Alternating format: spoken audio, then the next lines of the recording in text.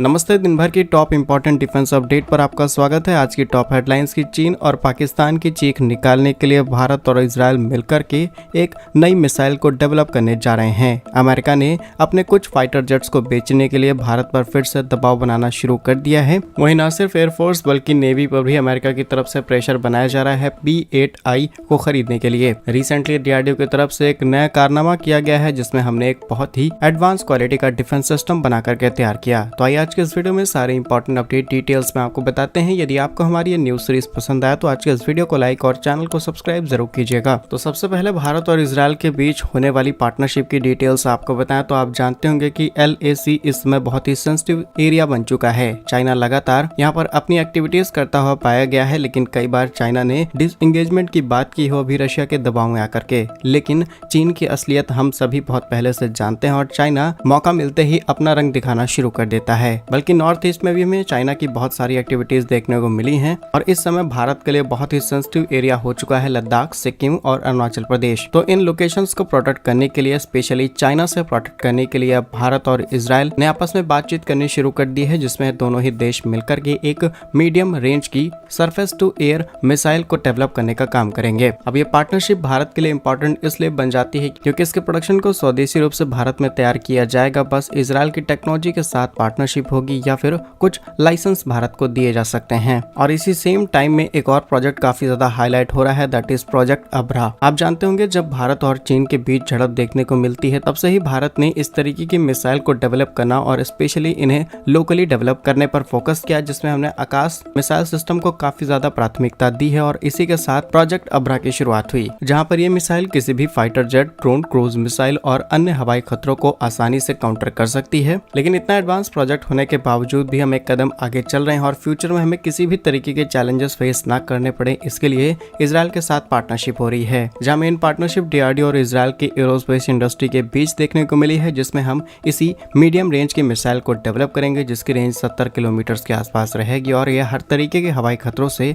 निपटने के लिए भारत की मदद करेगी। बाकी बहुत जल्द इस प्रोजेक्ट पर भी काम शुरू होने वाला है। नेक्स्ट इंपॉर्टेंट अपडेट अमेरिका से सामने निकल के आ रही है, जहां पर अमेरिका ने पहले तो भारत से कुछ अलग अलग तरीके से रिक्वेस्ट की, लेकिन अब भारत पर दबाव बनाया जा रहा है। आपको याद होगा ट्रंप जैसे ही शपथ लेते हैं उसके बाद कई प्रकार के अनाउंसमेंट करते हैं, कई एग्जीक्यूटिव ऑर्डर्स पास करते हैं, लेकिन इसी बीच वो साफ शब्दों में कहते हैं कि भारत को अमेरिका से अब और ज्यादा हथियार खरीदने चाहिए क्योंकि भारत अपनी डिफेंस सप्लाई चेन को डाइवर्स कर रहा है। इसमें फ्रांस, इजरायल, स्पेन, जर्मनी, रूस जैसे देशों का नाम शामिल हो रहा है और धीरे धीरे अमेरिका से जो डिफेंस की खरीदारी थी वो घटती चली जा रही है। लेकिन अभी तक जो रिक्वेस्ट थी वो दबाव में कैसे बदल गई, ये देखने वाली बात है। जैसा कि आप जानते होंगे कि इंडियन एयरफोर्स की ताकत को बढ़ाने के लिए MRFA, जिसे हम मल्टी रोल फाइटर एयरक्राफ्ट के नाम से जानते हैं, इस टेंडर में पार्टिसिपेट करने के लिए और इस टेंडर में अपने फाइटर जेट को एक्स्ट्रा पुश देने के लिए अमेरिका ने पूरी जान लगानी शुरू कर दी है, जिसमें लॉकहीड मार्टिन की तरफ से तैयार किया गया F-21 फाइटर जेट या फिर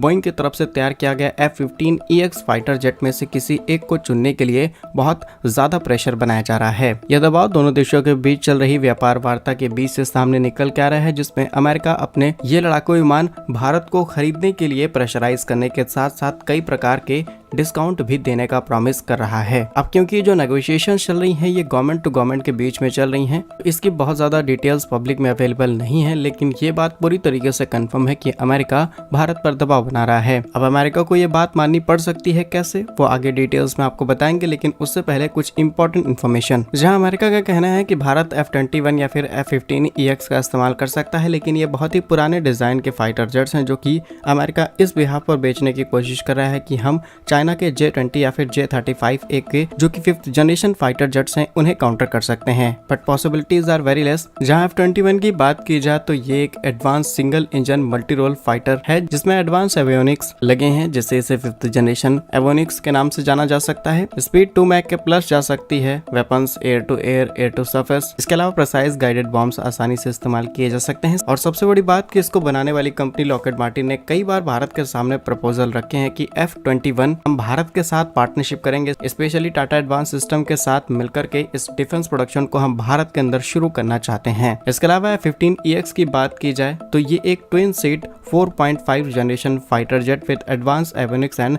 वेपन सिस्टम्स के साथ आता है, जिसकी स्पीड 2.5 मैक्स और अबाउट 1650 mph के आसपास है। रेंज करीब 687 nautical miles, payload capacity 13,300 kilogram, radar भी इसके अंदर APG-82 का किया गया है और इस फाइटर में भी तमाम एडवांस हथियारों को इंटीग्रेट किया जा सकता है। लेकिन इसी के साथ अमेरिका ने अपने F-35 भी भारत को बेचने के प्रॉमिस किए हैं। इसकी भी कई तरीके की असेंबलिंग भारत में शुरू की जा सकती है और ऐसे तमाम ऑफर्स भारत के सामने रखे गए हैं। लेकिन ऑफर्स तक ठीक था, लेकिन अब भारत पर दबाव बनाया जा रहा है। इस पर आप क्या सोचते हैं, कमेंट्स में जरूर बताइएगा। नेक्स्ट इंपॉर्टेंट अपडेट भी इसी खबर से कुछ मिलती जुलती सामने निकल के आ रही है, लेकिन अभी तक बात इंडियन एयरफोर्स की थी, लेकिन अब बात भारतीय नौसेना की शुरू हो रही है, क्योंकि लगातार बढ़ रही जियोपॉलिटिकल टेंशंस की वजह से कुछ समय पहले हमने एक इंटरेस्ट शो किया कि हम बोइंग की तरफ से तैयार किए गए P-8I समुद्री निगरानी वाले विमान को खरीदने की तरफ आगे बढ़ेंगे। लेकिन अमेरिका ने अब इन विमानों को भी खरीदने के लिए भारत पर प्रेशर बनाने शुरू कर दिए हैं। वैसे तो इन्हें एक बार खरीदने के लिए मंजूरी भारत की तरफ से दी जा चुकी है, लेकिन कई ऐसे इसमें कंडीशन सामने निकल के आई, जिसके बाद इस प्रोजेक्ट को आगे नहीं बढ़ाया गया। लेकिन एक बार फिर से पुनर्विचार शुरू हो चुका है, बातचीत शुरू की जा चुकी है बैकएंड से कि इस प्रोजेक्ट पर बात आगे बढ़ सकती है।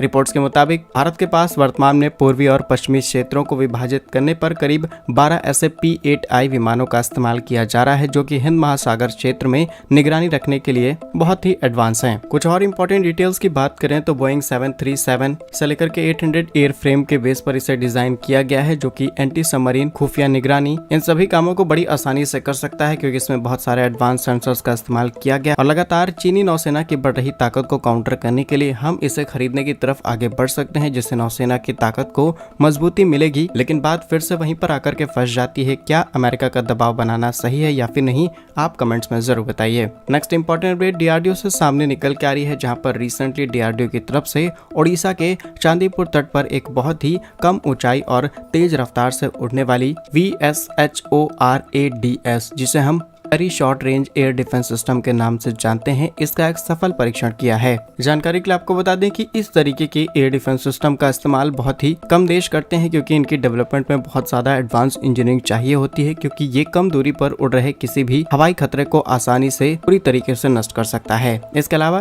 DRDO की तरफ से जिस नए डिफेंस सिस्टम को बनाया गया है, ये पूरी तरीके से पोर्टेबल मशीन है, जिसे आसानी से सेना एक जगह से दूसरी जगह ले जा सकती है और कम ऊंचाई पर उड़ रहे किसी भी हेलीकॉप्टर, ड्रोन को आसानी से उड़ाया जा सकता है। साथ ही DRDO की रिपोर्ट्स के मुताबिक इस डिफेंस सिस्टम के अंदर एडवांस इंफ्रारेड हैमिंग टेक्नोलॉजी का इस्तेमाल किया गया है, जो कि बहुत ही कम समय में सटीक हमले कर सकती है। और जानकर के आपको हैरानी बिल्कुल नहीं होनी चाहिए कि आने वाले समय में अर्मेनिया, ब्राजील, फिलीपींस जैसे देश इन चीजों को इंपोर्ट कराना शुरू करेंगे, क्योंकि सफल टेस्ट हमने कर लिया है और अब एक्सपोर्ट का समय आ रहा है। फिलहाल पहले बल्क प्रोडक्शन करने के बाद सेना को सौंपा जाएगा, उसके बाद एक्सपोर्ट के बारे में विचार किया जाएगा। क्या कुछ कहना है आपका इन सभी खबरों पर, कमेंट्स में जरूर बताइए। भारत कैसे ही वीडियोस पाने के लिए वीडियो को लाइक, चैनल को सब्सक्राइब जरूर कीजिए। वंदे मातरम, भारत माता की जय।